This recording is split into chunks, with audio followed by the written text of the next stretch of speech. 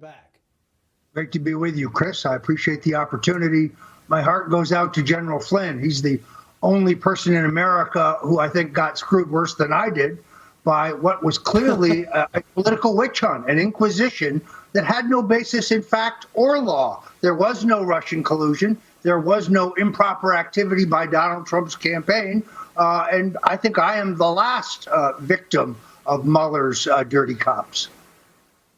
General Michael Flynn's case, a federal appeals court will hear arguments tomorrow about whether to force this liberal judge who, apparently doesn't know what he's doing, keeping this case alive, to finally drop this case. What are your expectations on this? Well, first of all, Judge Emmett Sullivan does not have the legal authority to appoint former Judge John Gleeson, who as a prosecutor had a wide reputation for corruption, by the way. The law that Judge Sullivan cites that claims authority for this, Fokker, a Supreme Court decision, I don't think he's ever read it. Actually, it says the exact opposite.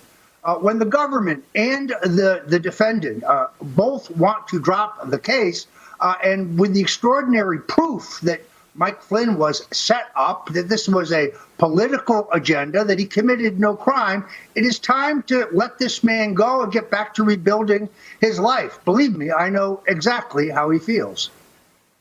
No kidding. I talked with Kayleigh McEnany from the White House and basically said the only judge that Judge Emmett Sullivan could find was this Gleeson guy who 2 days prior to his appointment had taken to the editorial pages to write an op-ed blasting Michael Flynn. So basically, Judge Sullivan went out there to find a biased judge to judge this case. I mean, this thing stinks.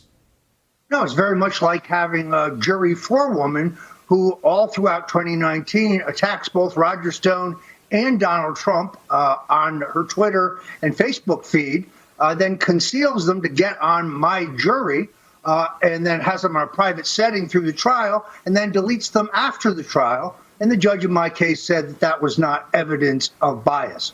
So I'm very familiar with these kind of tactics. Absolutely.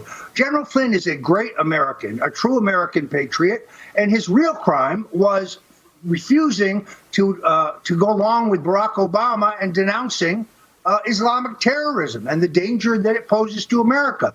He wouldn't soft pedal that, and that made him a target of the Obamas and a target of Secretary of State Clinton.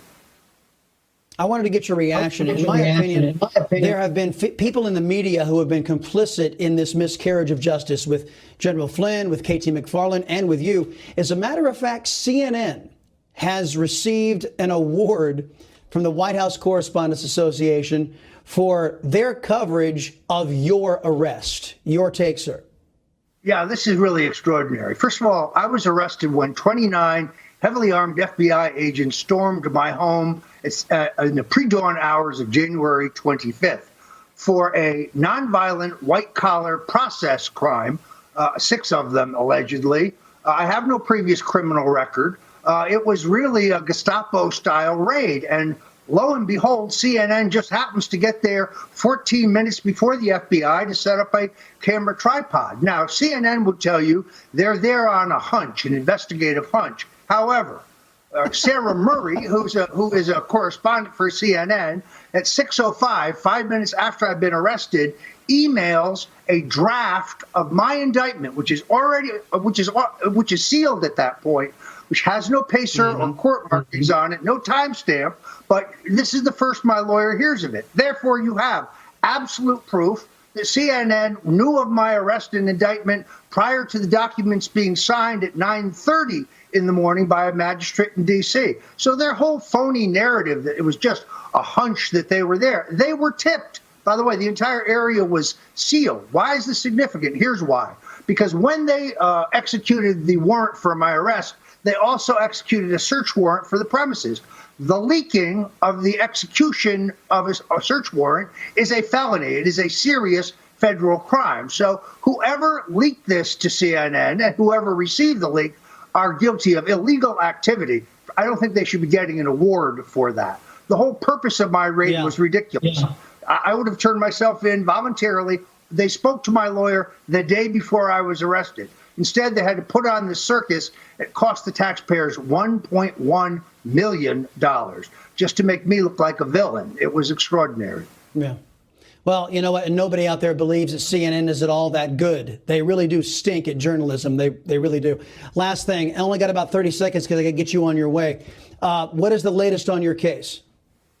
Well, at this point, neither the Bureau of Prisons nor the U.S. Attorney's Office in D.C. seems inclined to extend my surrender date of June 30th. So absent some action by the president, some action of clemency, I will be headed to a COVID-19 infested prison just weeks from today.